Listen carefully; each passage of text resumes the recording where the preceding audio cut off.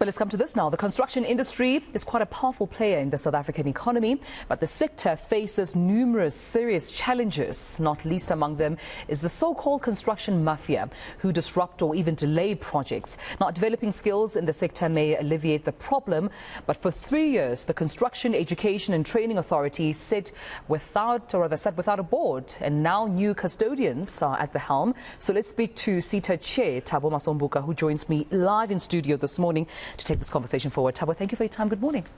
Good morning. I think for someone who may need a bit of context around the construction mafia, let's start there. What exactly is it and how do they operate, and why do they even operate for this long, as to an extent of giving challenges to government, to the industry and to yourselves as CETA?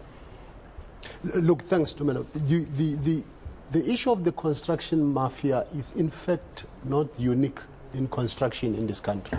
It's part of a broader forms and patterns of disruptions that happen in every economic value chain. You would have seen it in transport, road freight, the truck blockages. You would have seen it in ICT. You have seen it in wherever. So when people are hungry and when people seek and or demand what is called economic opportunities, there is a likelihood that they will be infiltrated by what is called criminal elements who hijack the entire demand to seek their own nefarious means.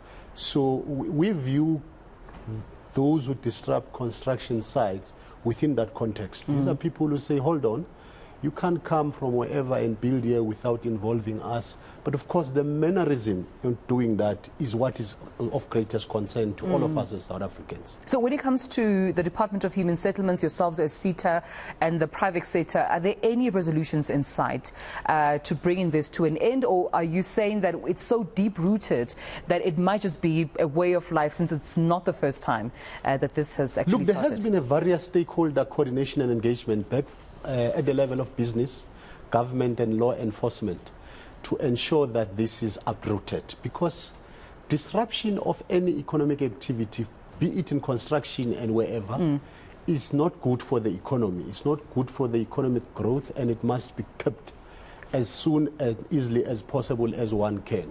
So there are efforts. There has been task teams set up at the law enforcement level to ensure that these matters are attended to expeditiously, because any delay on site is very costly, and is costly not to the developers or those who are involved in the construction value chain, but is also costly to the country as a whole. At least from our perspective, any disruption of any construction site is disruptive to what is called skills development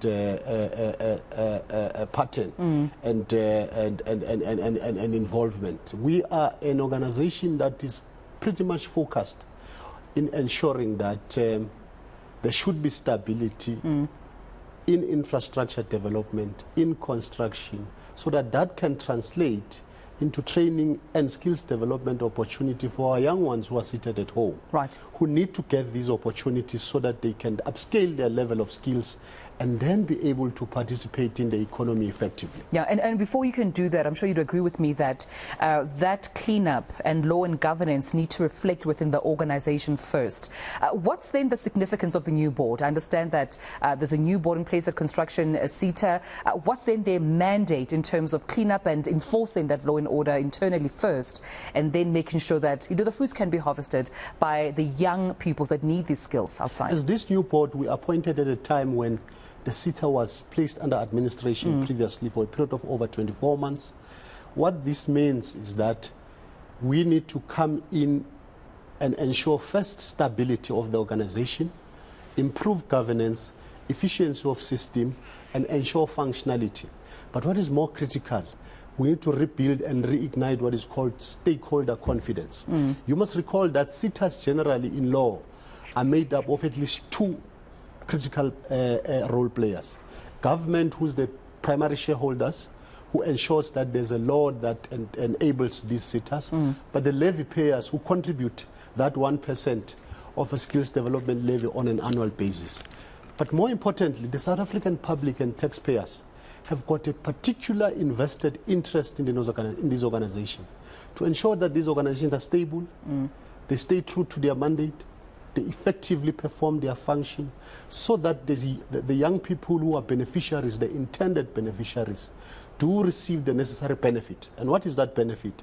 The skills training, capacity development, and ensuring that they are economically active so that they can contribute back into the economy. Well, Thabo, I appreciate you joining me this morning. This way we'll have to leave it due to time, but thank you so much. Thabo Masombuka from CETA joining us this morning, not only talking about the construction mafia, what needs to be done by all stakeholders involved, but also saying they will be leading that change as a skills development organization with a new board in place to also further enforce law and governance.